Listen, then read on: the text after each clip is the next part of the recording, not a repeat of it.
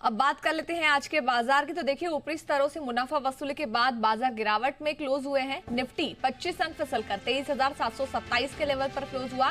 Sensex में देखिए, यहाँ पर भी गिरावट नजर आई, करीब 67 अंक फिसलकर 78,472 के लेवल पर यह क्लोज हुआ है। बैंक निफ्टी में 84 अंकों की गिरावट रही, 51,233 के लेवल पर यह भी क्लोज हुआ। दिन भर का हाल समझ लेते हैं नेहा आनंद से। देखिए, एक अच्छी शुरुआत दिखाने के बाद हमने देखा कि दिन की जितनी भी बढ़त थी वो बाजार से गायब हो गई। निफ्टी शुरुआत बहुत बेहतरीन थी, 23,870 के पास का हाई हमने देखा, लेकिन वहां से फिर मुनाफा वसूली का प्रेशर हावी हुआ। और आप कह सकते हैं ग्लोबल मार्केट में जो छुट्टियां का माहौल है, एक ठंडा सुस्त कारोबार का माहौल है, वो क्लियरली आज हमारे मार्केट्स पर भी दिखाई दिया। बैंक निफ्टी की आज मंथली एक्सपायरी थी, उसके चलते भी बहुत वॉलेटाइल एक्शन देखने को मिला। मिड कैप एक थोड़ा सा शुरुआती कारोबार में लड़खड़ाने के बाद रिकवरी जबरदस्त आई थी फर्स्ट हाफ में, लेकिन वो भी ठहर ना सकी, फिजल आउट हो गई। और उसके सामने आप कह सकते हैं कि स्मॉल कैप्स का प्रदर्शन जो है वो कंपैरेटिवली बेहतर रहा है।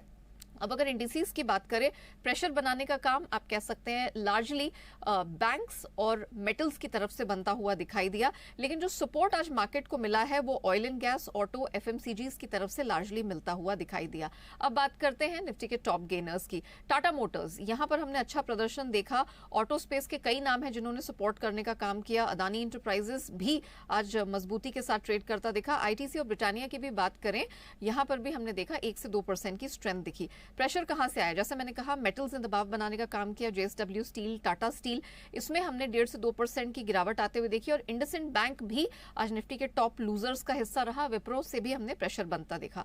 खबरों के दम पर कोहिनूर फूड्स, आज हमने देखा मार्केट खुलने के साथ ही यहां पर डबल डिजिट % गेन्स बनते हुए दिखाई दिए। ईपैक ड्यूरेबल, इसको खबरों को सपोर्ट मिला, 5% का अपर सर्किट लगता हुआ दिखा। आज ये स्टॉक ऑफ द डे भी था। Gulf oil lubricants, oil and gas के स्पेस में बेहतर प्रदर्शन था। इसके अलावा रॉयल ऑर्किड होटल्स, खबर के दम पर यहां पर भी हमने स्ट्रेंथ देखी। और पीजी इलेक्ट्रोप्लास, आज ये भी स्टॉक ऑफ द डे था, 2.5% की स्ट्रेंथ यहां बनती हुई दिखी। इसके अलावा फिनोलेक्स केबल्स, त्रिवेणी इंजीनियरिंग, ग्रीव्स कॉटन, अंबर एंटरप्राइजेस, ये कुछ एक स्टॉक्स रहे जिसमें 6 से 10% की धमाकेदार स्ट्रेंथ दिखी। प्रेशर आज बनता हुआ इंडो काउंट में दिखाई दिया। मैनकाइंड फार्मा, गो डिजिट, ग्लेनमार्क फार्मा, ये कुछ एक ऐसे नाम रहे जिसमें 3.5 से 4.5% तक की गिरावट देखने को मिली।